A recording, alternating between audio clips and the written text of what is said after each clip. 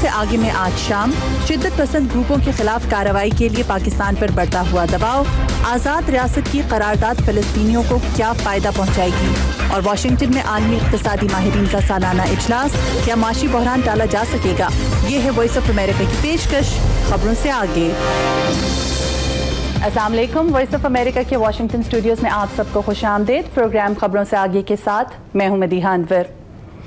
फ़लस्तीन के सदर महमूद अब्बास आज अक़वाम मुत्तहिदा की जनरल असम्बली से खिताब करेंगे और फ़लस्तीनी रियासत की अक़वाम मुत्तहिदा में मुकम्मल रुकनियत का मुतालबा भी करेंगे।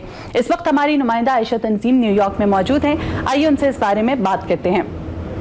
जी आयशा, बताइए कि इस वक्त जनरल असम्बली का माहौल कैसा है और फ़लस्तीनी सदर की जानिब से रियासत की रुकनियत की दरख्वास्त कैसे पेश की जाएगी।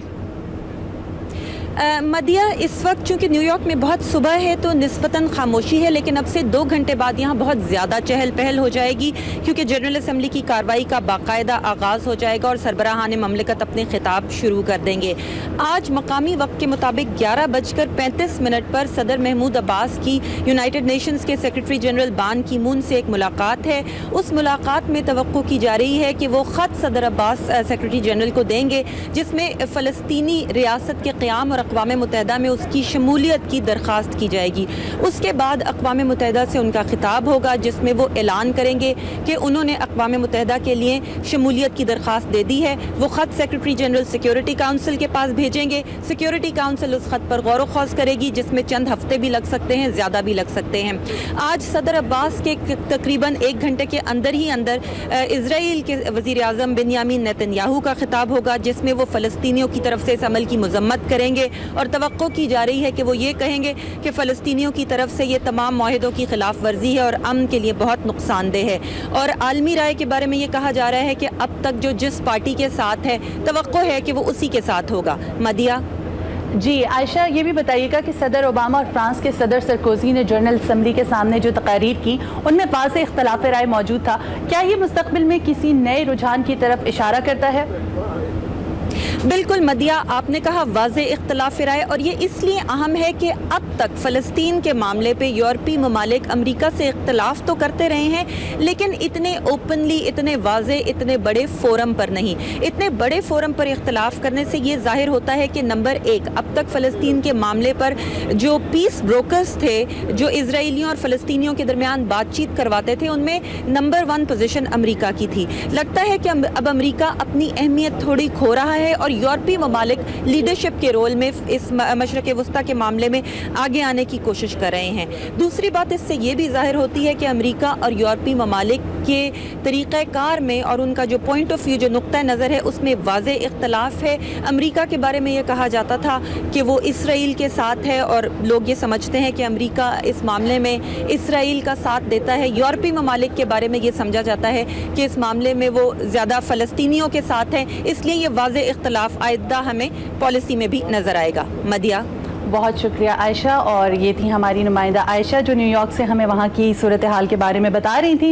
एक अलग फ़लस्तीनी रियासत की अक़वाम मुत्तहिदा में रुकनियत के मुतालबे को लेकर मशरिक़ वस्ता में फ़लस्तीनी आबादियों पर मुश्तमिल इलाकों में रहने वाले क्या सोच रहे हैं, तफसीलात के लिए नदीम याकूब की रिपोर्ट।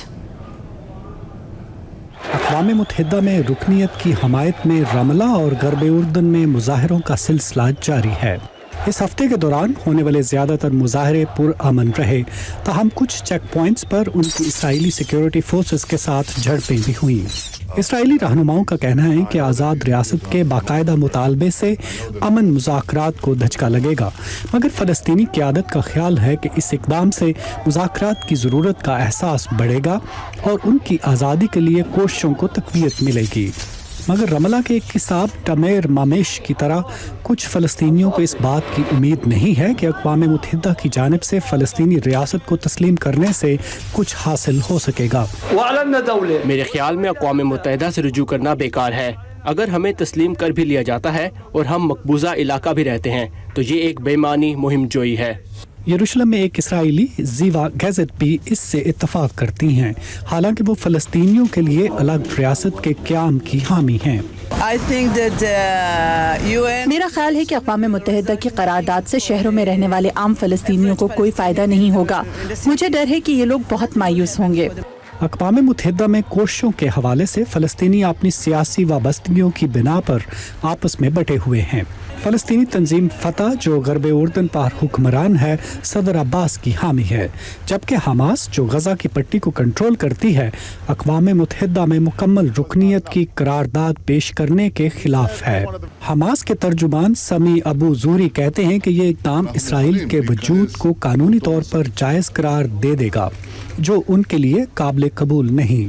हम फिर इस बात पर जोर देते हैं कि ये कोशिश सदर अब्बास का इनफरादी कदम है, जिससे फ़लस्तीनियों की अक्सरियत की हमायत हासिल नहीं। ये एक सतही सी कोशिश है जिससे फ़लस्तीनियों को कोई ख़ास फ़ायदा नहीं होगा। इसके बावजूद आज फ़लस्तीनी अवाम ये देखने के मुंतज़िर हैं कि क्या सदर अब्बास के इक़दाम से दुनिया में उनकी साख बेहतर होती है या इसराइल के साथ मुश्किल ताल्लुकात मज़ीद ख़राब हो जाएंगे। स्कॉट बॉब के साथ नदीम याकूब, उर्दू VOA। और यहाँ पर एक ब्रेक और पाक अमरीका ताल्लुकात के बारे में रिपोर्ट्स। ब्रेक के बाद हमारे साथ रहिएगा।